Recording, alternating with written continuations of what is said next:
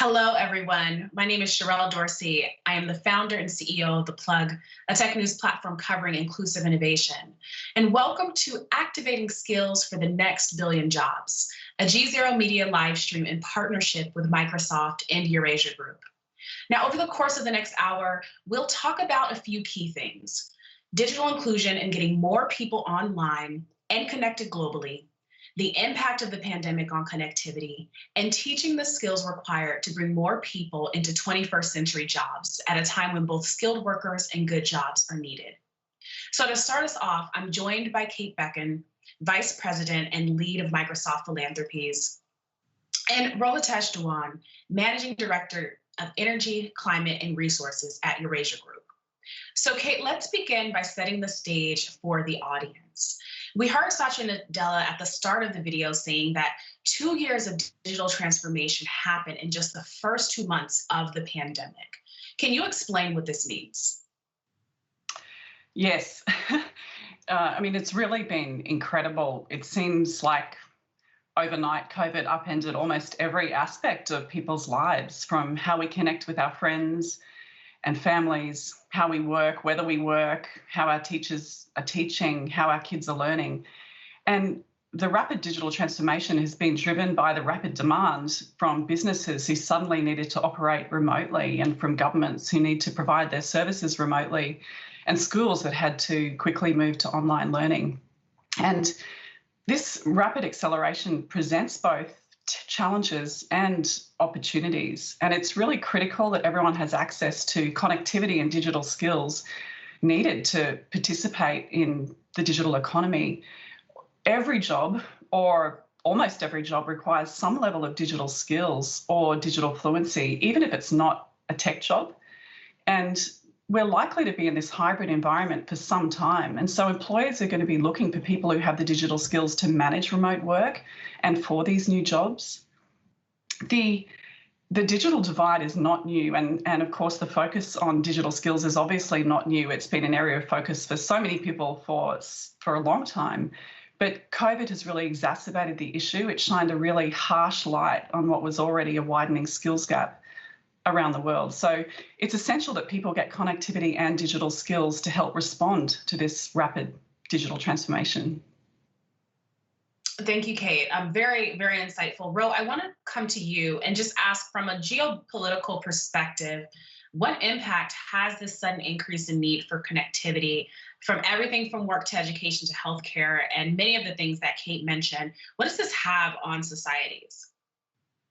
Sherrell, quite simply, geopolitically, what this does is, for many parts of the world, it turns their strengths into weaknesses.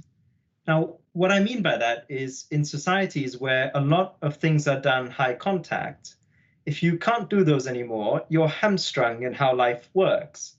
So when you plot, for instance, the countries that have the types of jobs that can be moved to teleworking, and whether people in those countries can access those jobs, and you plot that against per capita GDP, which is a measure of national wealth, you find a group of countries that rank low on both. And it's in places like that where this need to be online, coupled with the inability to be online, creates the most geopolitically significant consequences. So what am I talking about here? I'm talking about countries like Peru, Mexico, Turkey, South Africa, where pre-COVID, they would have regarded several of their sectors, like tourism, as real strengths and bedrocks of society. But given the changes we're living through with COVID, suddenly those things that were strengths can become weaknesses. And many of these countries, Sherrell, also happen to be places where there are lots of young people. And remember, not so long ago, we were talking about a young population as a good thing, as a demographic dividend. But we know across the world that young people are the most hit when it comes to the ability to telework. So when everything moves online and you have lots of young people that can't participate in that new economy, it creates this sense of instability both within countries, and as a result, it spills over into the geopolitical landscape. Absolutely. Ro, thank you for addressing those and giving more context to some of these vulnerabilities that we are up against on a global scale. Among the things that we're going to discuss today is how connectivity or lack thereof, as Ro and both Kate have mentioned, can exacerbate inequality among already at-risk populations and people. So I want to share a bit of a recent conversation that Microsoft's president, Brad Smith, had with Michelle Bachelet, the UN High Commissioner for Human Rights and the former president of Chile. Let's take a listen. One of the things that COVID has reminded us of is the degree to which we're reliant on technology today. I mean, literally, people have been able to go to school or not sometimes based on whether they had an internet connection. And it just causes me to wonder, how do we think about the evolution of human rights? When the Universal Declaration was written, no one had heard of the word internet. How do you think about access to the internet? How do you think about access to broadband? Should we be thinking of these as part of human rights today? I completely think so. It's part of the SDGs, to ensure access to internet for all. And I think it's so essential because we knew that they're part of the world where there's no access to internet, no access to digital technology, they're not illuminated. But on the other hand, it makes a whole difference. And I was mentioning before that from the 1.6 billion learners, students, almost 500 million don't have access. For them, it's clearly a big loss. So it's a big concern that we could have a loss of a generation in some countries. And we saw with Ebola that it's very difficult. Children lose a school. I mean, in 160 countries, they have to close the schools. Many times they don't go back to school because they start working in the rural area with the family. So I think it's crucial that we ensure that access to internet, it's like it's a human right. I don't know, we don't need necessarily to write again the Universal Declaration of Human Rights because we say that same things should be ensured online and offline. So yes, but I think it's really, really a human right, and we have seen the differences between and how much the digital divide can mean in terms of the future for young children. So Michelle highlighted some very stark statistics here and pinpointed this idea that there could be an entire lost generation as a result of the disconnectivity that this pandemic has accelerated. Ro, let's get your take on her assertion that connectivity is a human rights issue. What are your thoughts here? So Sherrell, both Michelle and Kate really gave us a human-centric view of the impact of this pandemic, which I think is so important to keep in the front of our minds.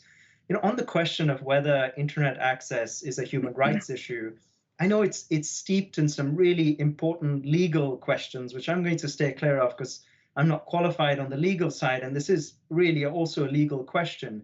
But something Michelle said really struck me, which is about the Sustainable Development Goals. These are the 17 goals that the world has signed up for to achieve by 2030 to give everybody a decent life. And it's clear to all of us, we can feel it intuitively that without access to the internet, it's very hard to give people the opportunity to lead decent lives. So if I look down that list of 17 SDGs, whether it's SDG 1 on poverty, or it's about inequality, or it's about decent work, in all cases, you can see the criticality of digital inclusion to achieving those SDGs. And so one way this can become real for us all, Sherrell, is if you think about how digital connectivity plays out in real life for all of us. I'm sitting here in the UK at the moment, and even here in the UK, costs of broadband are prohibitive for some portion of the population, which may be difficult for people to believe given the UK is such a rich country. But when you dig a bit deeper, if I look at the bill I receive for the broadband that I pay, it's got a VAT rate, a value-added tax rate of 20%, which is the same as on any luxury good. So one step to thinking about the internet as a basic right or a human right would be to take that rate of value-added tax down to what we pay on other essential utilities, what I pay for gas or electricity, which is 5%. Those would be the kinds of things, Sherrell, that I think get us further to the vision that we heard in the video, which is to give everyone access to what is quickly becoming an essential part of participating in the economy. Thank you, Ro. Very, very well said. Kate, I want to get you to chime in here. At one point, at the height of the pandemic in April, roughly 90% of schools worldwide closed their doors. And what is your take on this, the impact that has on those who are lacking connectivity? Even here in the U.S., families and students who are lacking devices like laptops, smart tablets at home. What does that impact look like long term? Well, I think there's so much anxiety about the impact that COVID is having on long-term student outcomes. It is incredibly difficult for students to participate in remote education, let alone thrive, if they don't have access to the internet or they don't have access to a device. And of the 90% of schools that closed worldwide, many of those have reopened, but they've reopened online or they've reopened in a hybrid model. And the problem is many schools were not equipped with the IT infrastructure or the tools to actually manage remote education effectively. Teachers weren't experienced in teaching remotely, let alone the fact, as we've been talking about, that 40% of students don't have access to the internet. And in the US alone, there was a 2019 study that showed that 46% of school children don't have access to a device. And these were pre-COVID estimates. So to ensure better outcomes for students, it's critical that we help schools get the IT infrastructure needed, both to continue remote education, but also improve remote education. We need to help teachers get the training to use the technology and the tools to teach remotely effectively. We need to ensure that students and households get connected to the internet, and students need access to devices. One of the ways that Microsoft has been helping disconnected students around the world to continue their education during COVID is through a great partnership that we have with UNICEF for an online learning platform called Learning Passport. And this was originally focused on the 30 million young people around the world that are on the move in crisis-affected communities, so refugees and displaced people. And the idea was that if they were on the move, then education should be on the move with them. And when COVID hit, we expanded this program so that countries with a digital curriculum could facilitate online learning for students, leveraging that Learning Passport platform with devices at home. So I think stakeholders really need to help equip schools, help teachers get training to teach remotely, and then help students get access to broadband and devices. Thank you, Kate. And thank you for also sharing more of Microsoft's involvement in helping us to create solutions in this space. So to continue our conversation, I want to bring in Dominique Hyde, who serves as the Director of External Relations at the UN High Commissioner for Refugees. Dominique, thank you for joining us today. Thank you. Lovely to be here. Dominique, let's talk about populations on the move. Kate actually referred to this in our last conversation. So at the end of 2019, just before the pandemic, there were nearly 80 million displaced people worldwide, 26 million of whom were refugees. And when it comes to the connectivity issue we are discussing, what was the specific situation for refugees prior to the pandemic? The situation for refugees prior to the pandemic was already dire, and the pandemic has only exacerbated. Unfortunately, the pandemic hasn't stopped conflict, hasn't stopped wars, hasn't stopped persecution. So the people that are refugees and displaced that you mentioned continue to be the ones that are suffering the most. And if we're looking right now at the impact of COVID-19 on those displaced, it's exacerbated by the fact that they don't have access to the digital economy, which was key before COVID and is even more so now. It's basically a lifeline for them. And so what we're seeing now is an exclusion from the digital economy and the impact that's having, and we've heard it from the other panelists before me, is the impact on schooling, on education, on healthcare, on lack of access to the work or job markets, and that's also impacting refugees and those displaced. And if you look at access to information, these are all essential services for refugees. And as the pandemic hits, their access becomes even more limited and more damaging to them. The inequalities in access to technology and connectivity are just exacerbated. So what we do know is that refugees are the ones, and those that are forcibly displaced are the ones that are least likely to have access to technology in the world in general. It puts them at a huge disadvantage, and they're already hugely disadvantaged. And so I think one of the things that we've been hearing, that we know from UN Women, for example, is that even before the pandemic, in low and middle income countries, men had 1.4 more chances of having access to a mobile phone, mobile device than women. And so what does that mean? What does this lack of access to a phone mean for a woman, especially in a situation where a woman is suffering domestic violence? And we've seen that exacerbated with the COVID pandemic, is that it's the difference between life or death, this access to a phone. What it means is that they don't have access to instant messaging, which sometimes has geolocation capacity, free calls to hotlines. These are all solutions that we need to be looking at. They must be both high tech as well as low tech. And we just can't assume that people are online, especially refugees and those displaced. So what have we been doing as UNHCR? We've been looking at digital literacy for girls and women in terms of access, in terms of knowledge, in terms of training, but even simply the confidence of actually using these tools when they're actually getting them. And just a few examples in Mauritania.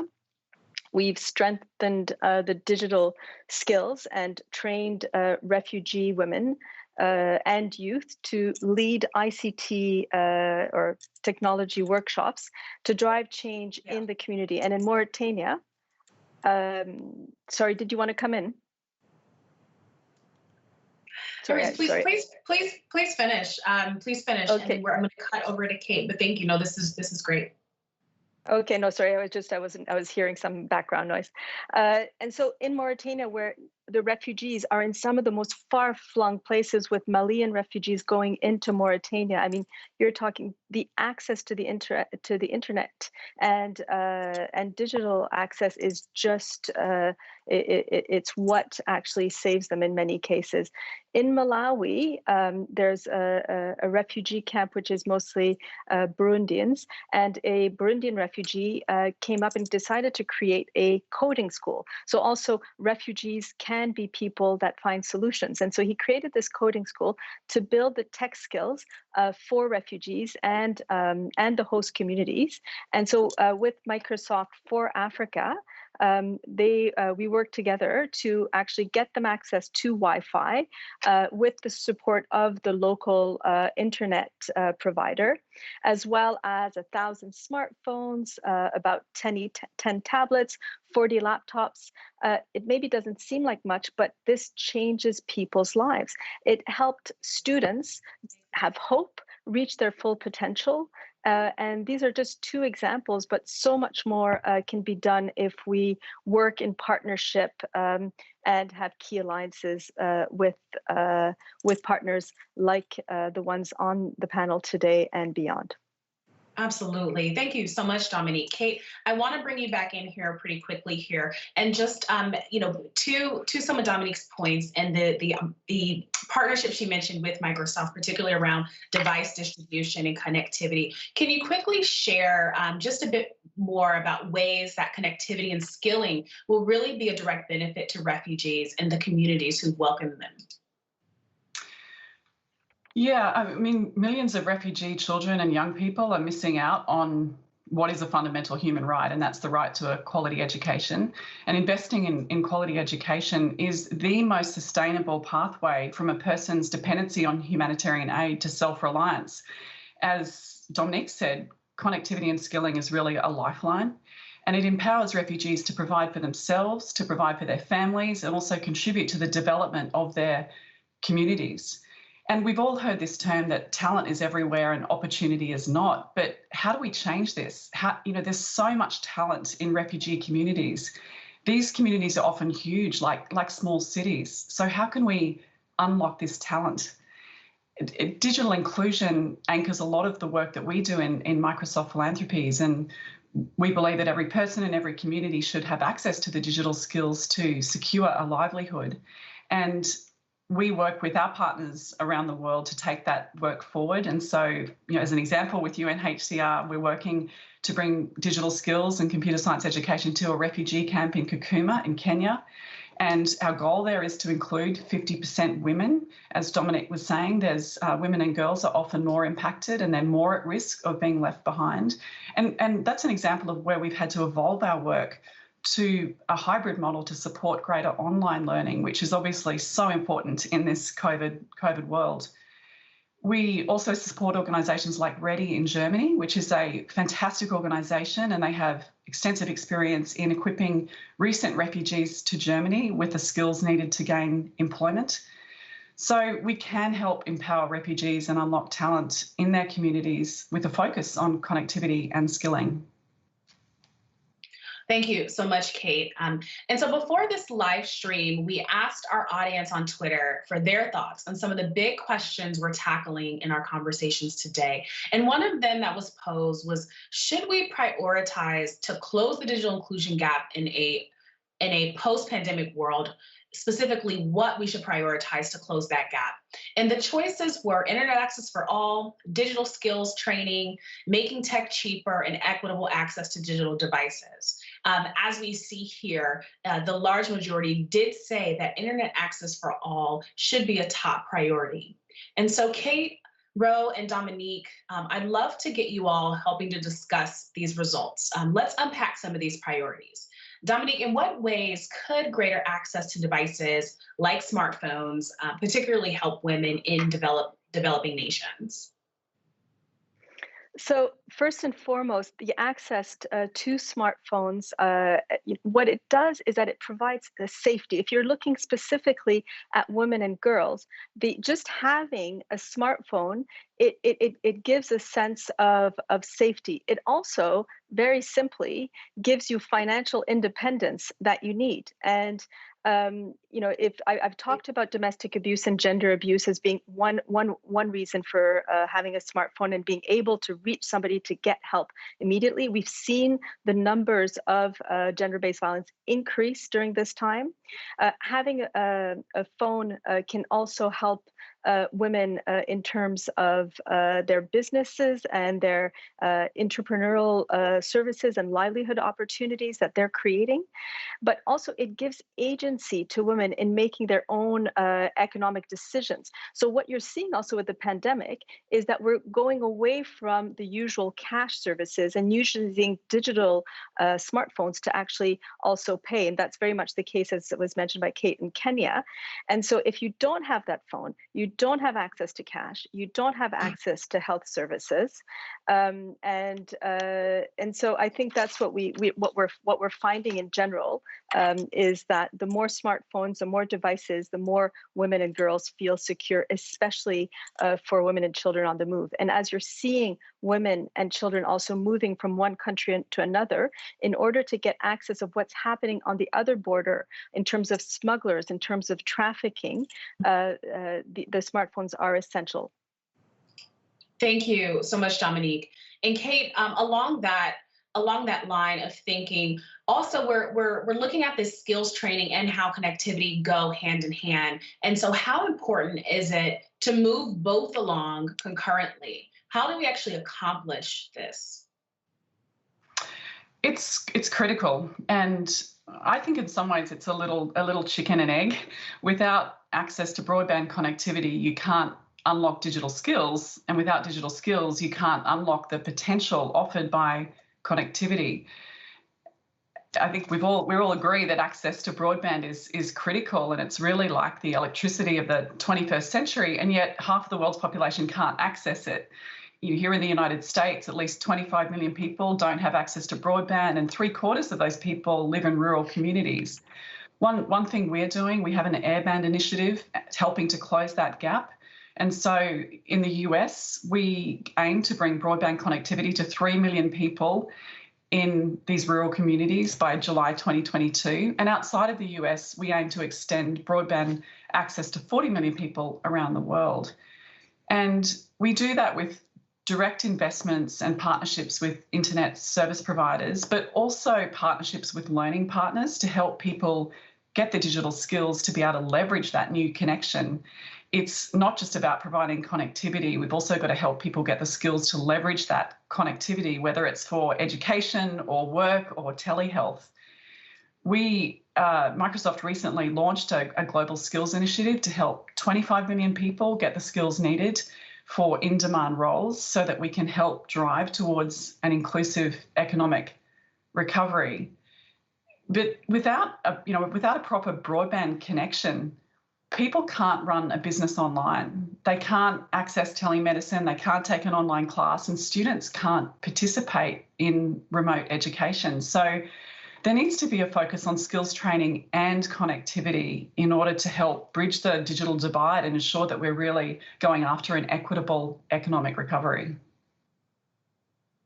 Thank you, Kate. Dominique, Hyde, I want to thank you for joining us today. We really greatly appreciate your comments as well as your insights today. So now we're going to shift focus to dive deeper into the skilling part of this conversation, really drawing on some of the insight here that Kate provided, and getting people the access and training they need to be successful in the jobs of today and tomorrow. So Kate, Behncken, and Rohitesh Dhawan are still with us. Let's bring in two additional panelists. Lisa Lewin is the CEO of General Assembly, an organization that transforms careers through education and skilling. And Parag Mehta is Executive Director and Senior Vice President of the Mastercard Center for Inclusive Growth. Welcome. Thank you, Sherrell. Thank you. Great to have you both. Parag, let's take this conversation out of the abstract and really into the practical. The supply and demand around jobs and available workers. What's the reality of this gap between those? Where are those jobs? Where are the greatest needs for skilled workers? Yeah, Sherrell, at the beginning of the pandemic, a lot of the emphasis was on three big industries: logistics, healthcare, and agriculture. As the pandemic has gone on, we've seen healthcare continues to be a really important industry for job placement, but it's also been accompanied by needs in the tech space and customer service and sales. And so I think the conversation you just had about digital skills and digital literacy is directly relevant to it, but we can't talk about this only in terms of skills, because skills is just one leg of the stool. We also have to talk about the need for opportunity and then the need for good quality jobs. So in the last segment, you talked about opportunity in terms of the gender inequality. In the US, we have looked at this from the lens of racial and economic justice. And how do we make sure that the way that we're feeding people into better jobs is equitable? There are 30 million Americans right now who have the skills to be in jobs that pay 70% higher than what they're making. But oftentimes the barriers to opportunity may not be direct discrimination, but it's in the ways that we promote jobs. It's in the ways that we advertise them. Why do we put requirements for bachelor's degrees when that isn't necessarily relevant to the job? And finally, the third leg of the stool is the jobs themselves. One of the challenges we're really having to deal with right now is that there just aren't enough jobs for the number of people who are unemployed. You know, during the Great Depression, the federal government stepped up and said, we will create 8 million jobs for people who are currently displaced or furloughed. But in this situation, I think one of the places we can look is empowering small and micro businesses. And this is something that we at the Mastercard Center for Inclusive Growth have been doing for several years, which is working globally to empower micro and small businesses to become revenue creators and job creators. We believe that if you invest in the digitization of small businesses, it makes them more productive, more efficient, more profitable, and that leads to better jobs. Parag, I love that you brought in the conversation on micro-entrepreneurship and entrepreneurship as another way for us to get this idea of future of work and connectivity as part of the conversation on how we put people back to work. And Lisa, I want to jump in with you here. Let's talk about reskilling, really retraining an available workforce to meet some of these demands. Where do we begin? How is this going to get accomplished? Sure. So we work with a lot of enterprises who actually have the opposite problem of what's being described, which is they have the jobs. What they're missing are people with the digital skills to fill those jobs. And so when employers come to us to talk about their needs and their goals for workforce reskilling, they're often asking us about the training itself. When should they consider reskilling initiatives? What content or curriculum should they focus on? What's the investment and payback horizon, and so on? And those are important questions because workforce reskilling is like any other strategic business initiative. It should be thoughtfully planned and executed and the outcomes tracked. But from our perspective, successful learning and successful reskilling really begins with a certain mindset. And the right mindset is one that recognizes the value of workers and the importance of investing in their continuous learning, not just as a path to short-term economic benefits for the business, although it can certainly deliver those, but really as a way of keeping the entire organization relevant, competitive, and attractive to talent over the long haul. And that kind of perspective really has to come from the very, very top. When employees, when job seekers see that a company's leadership is deeply committed to this kind of learning and development, and they see how those programs are connected to an organization's broader mission and strategy, they're far more likely to participate, and those programs are far more likely to be successful. Thank you so much, Lisa. Kate, I want you to jump in with your thoughts here and specifically sharing what Microsoft is doing in this area of reskilling. Yeah, well, I'll start by saying there's almost no industry that hasn't been impacted in some way by digital transformation, and almost no job that doesn't require some level of digital literacy. And while every job will be a digital job in some form or another, we also know that technology jobs, regardless of which sector, will continue to grow in demand. So while the global unemployment in 2020 might reach a staggering number of 250 million people, if industries digitally transform at the maximum rate, we believe that the labour market can absorb potentially 150 million new tech roles by 2025. So roles in data, cloud, cybersecurity, software development. And these new tech roles will require new skills. And as I noted earlier, we recently launched a new global skills initiative, and that leveraged three components. We worked with LinkedIn, and so it's using data. We have a real opportunity to use data in new ways to identify in-demand roles and the skills needed to fill them. We provided free access to content and curriculum and to the learning paths that people need to get the skills for those roles. And we provided low-cost certifications and job-seeking tools so that the people that are getting the skills can also connect to the new jobs. And we partner with organisations like General Assembly or Adecco to provide the training and also provide that last mile to employment and that critical last mile connection to jobs. And I think this same framework could be used by all of us in partnership as we work to reskill people for economic recovery. It's using the data to determine what in-demand roles are and providing people with access to content and also a methodology for people to certify and also signal their learning and credentials for employers that are hiring. Thank you, Kate. I love the last mile to employment and what this idea around certification and low-cost skills training provides as we think about democratizing access to training and opportunities. Now I want to play for you part of a recent conversation with Doreen Bogdan-Martin of the International Telecommunications Union, who's talking about the role of both public and private entities in this issue. Let's watch. One would think that this is a matter for the government to address, but what's your view on this? What do you think, and what would be the roles of the governments on the one hand, the business, and also civil society in addressing this issue of internet connectivity, in trying to bridge the gap that you have mentioned previously? Well, I would say first, we need to remember that the gap is not just a technology gap. So it's not just about giving someone a connection. It's about everything that comes with it. And so if you try to empower someone by giving them connectivity, if they don't have the necessary skills, that connectivity is almost meaningless. So just to add, I mean, the importance of digital skills has to be stressed. Now, in terms of roles, I think when we look at the digital divide and the fact that today estimates show that if we want to close the gap by 2030, the deadline for the 2030 agenda, we need $428 billion. And that's just for the connectivity.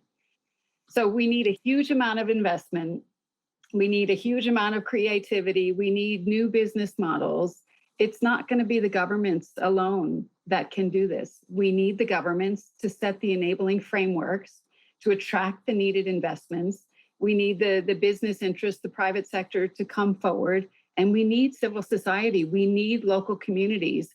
We need them to help us in crafting the best policies and ensuring that what's put out there actually responds to the needs of the local communities.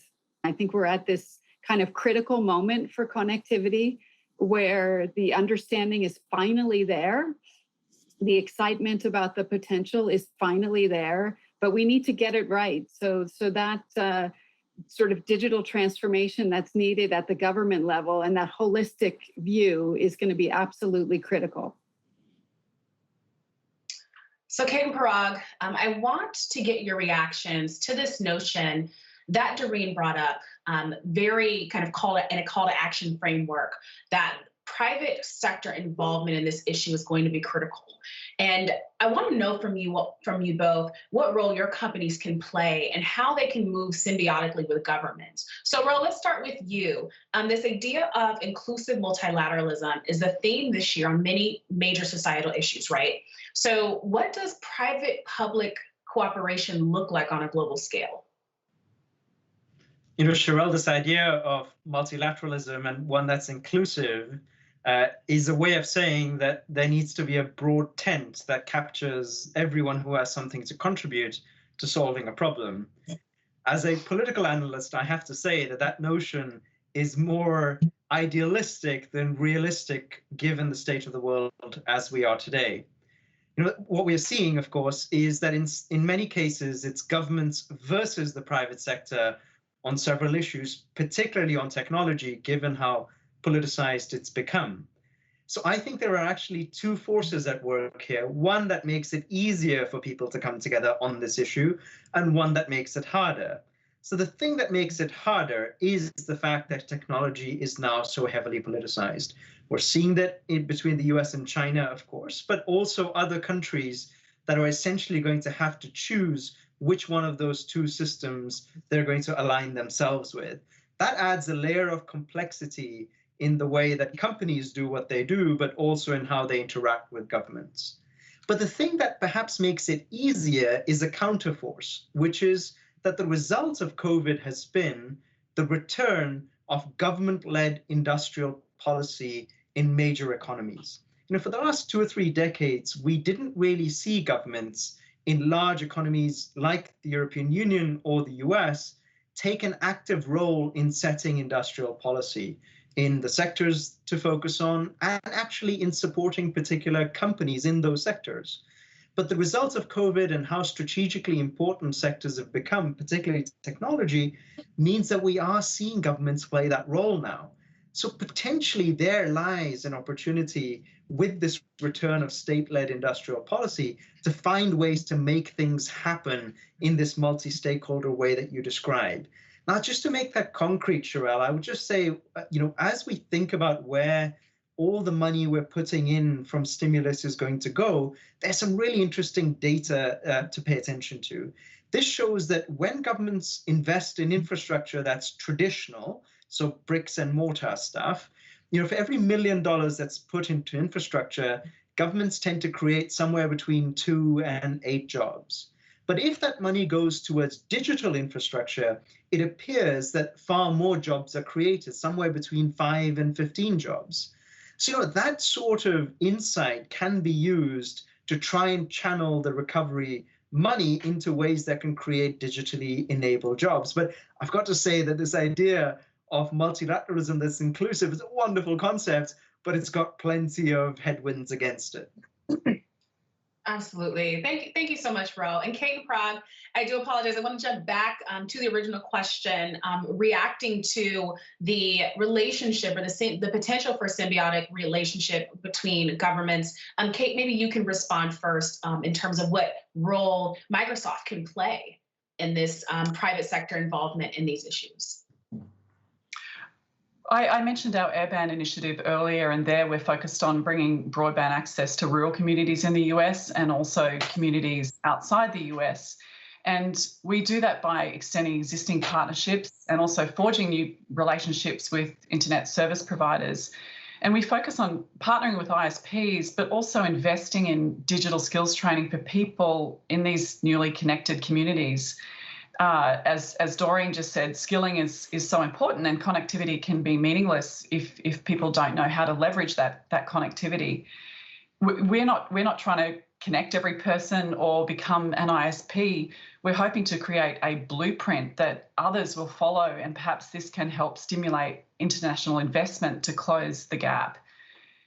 Governments can and need to create the enabling framework to attract investments, and civil society can ensure that needs to ensure that digital technologies and digital services actually address the needs of the local populations.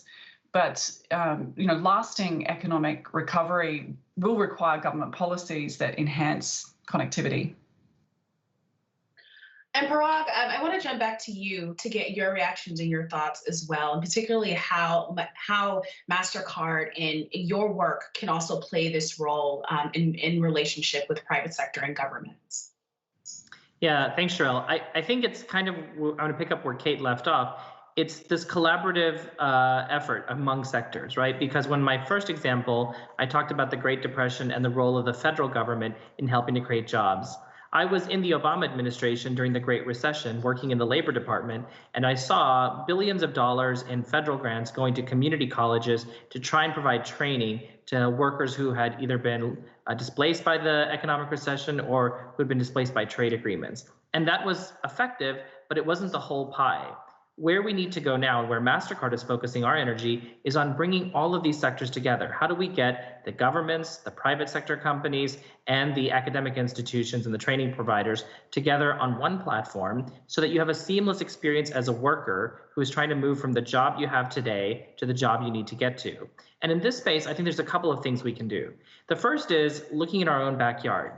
Change begins at home. And at Mastercard, we decided a couple of years ago to focus on in-house, on-the-job retraining and upskilling for our technology workers to make sure that they are prepared for the skills that they will need to do the jobs as they evolve into the future. But then the second thing is really looking at where the gaps are. So we recently partnered with historically Black colleges and universities to create curricula that would train people in the skills that we need: cybersecurity, data science, software engineering skills that we need that are particular to our company. But remember, once those people get the training and they come work at Mastercard, then they grow and they become terrific candidates to work in other places. So we're building the field.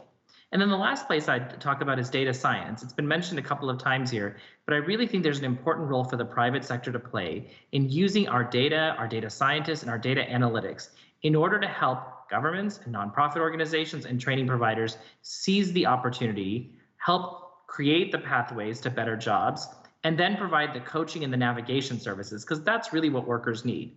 If you're a worker who lost your job, you don't want to spend a lot of time looking at data analytics to figure out what industries are hiring. You just want to know, what skills do I have? Where are they best suited towards? And how do I get to that job that needs those skills?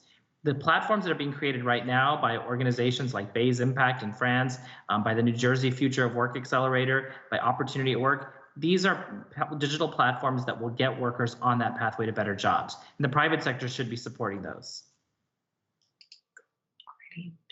Thank you so much, Parag. And Lisa, I want to quickly cut to you.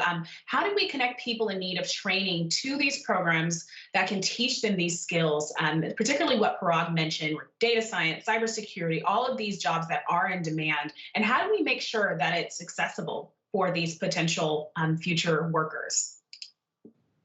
From the beginning, it's been General Assembly's mission to deliver the programs that give people precisely these skills that they need to be employable and career resilient, particularly in moments like this. And a big part of that, as you just said, is ensuring accessibility. We all need to be doing our part to ensure that people from all walks of life have access to the kinds of education and reskilling programs that lead to promising futures and those resilient careers. So, for our part, we're launching free online programs, introductory classes that cover these topics, coding, data science, digital marketing, as well as general career development that allow people to explore the kind of tech skills that will keep them in demand. And in addition, through our cross-sector social impact initiatives, we've teamed up with nonprofits, with government partners, with workforce development agencies to provide free training to thousands of adults from underserved and overlooked communities.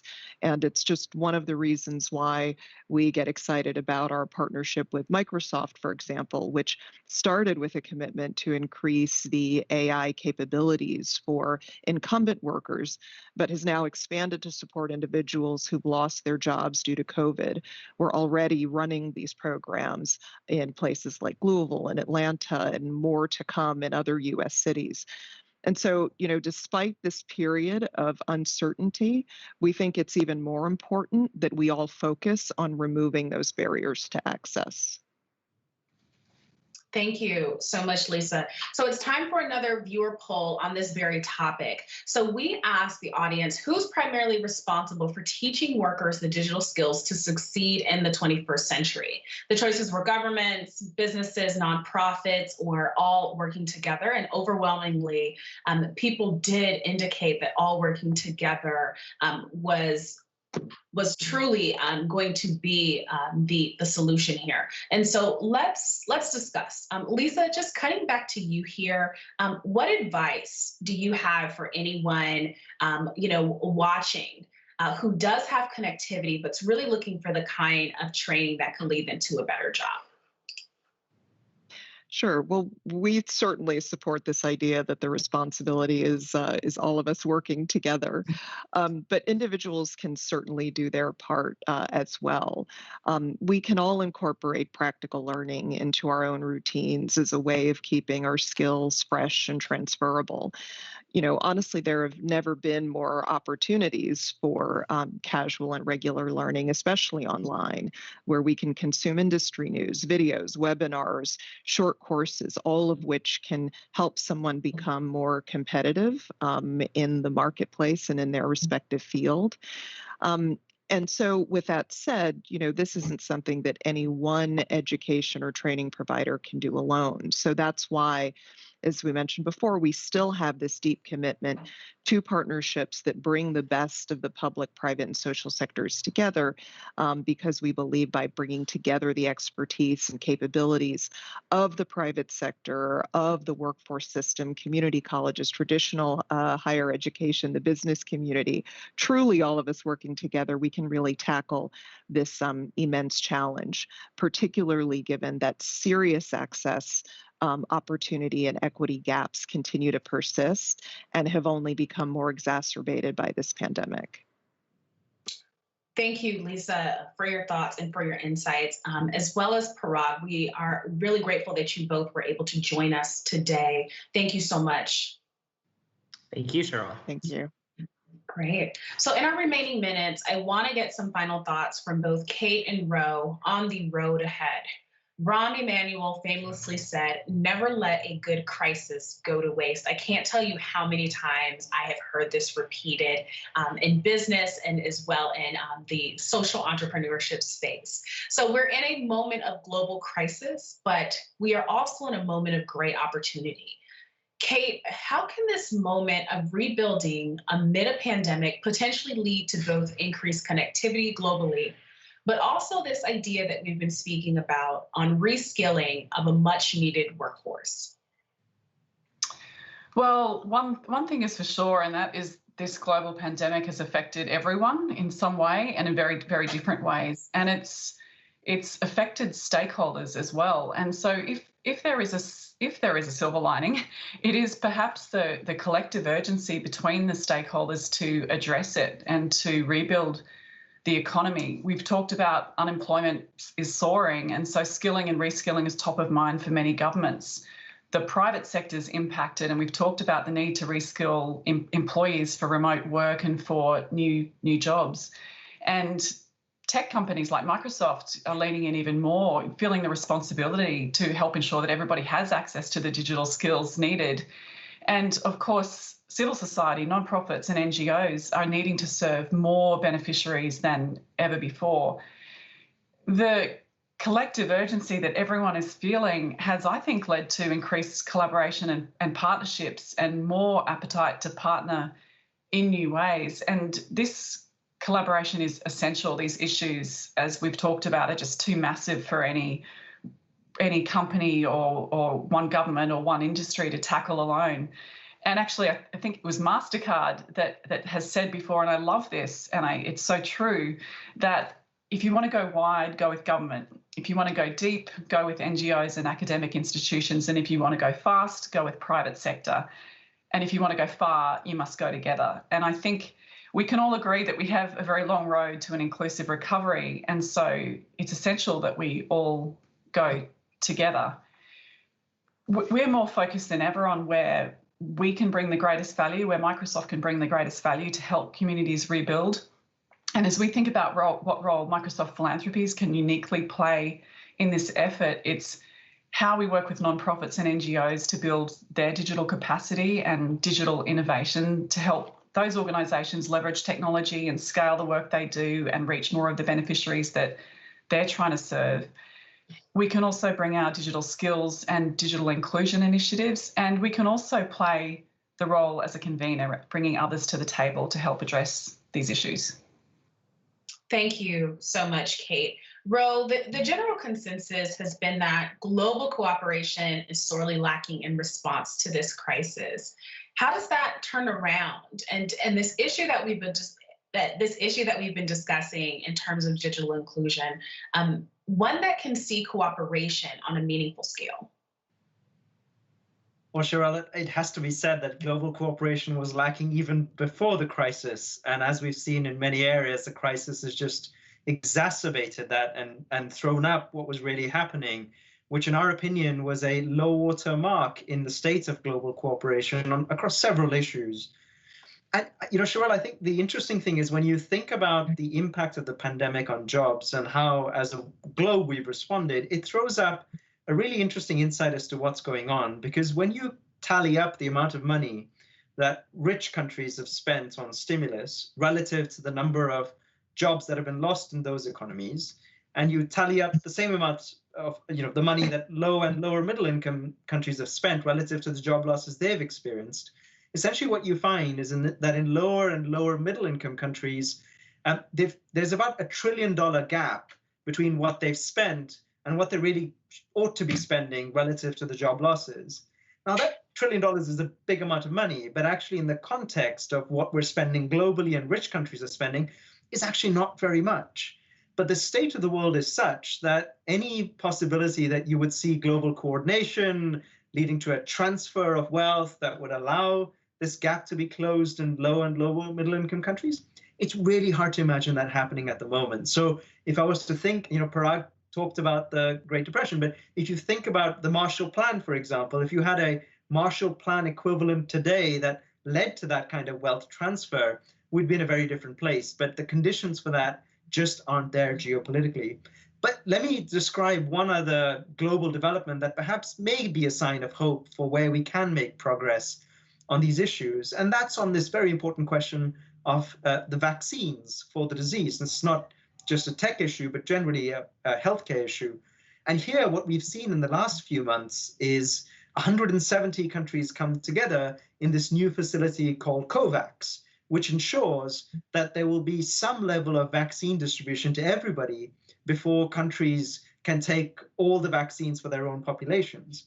Now, I must say that in those 170 countries is not present China and is not present the United States. So I don't want to oversell the idea that we've got to this magical global agreement, but it shows that there is still the possibility to have global agreements on these really important social issues. But in the world that we live in and the forces that we are contending with geopolitically, it's hard to do, but it can be done, as COVAX is showing us.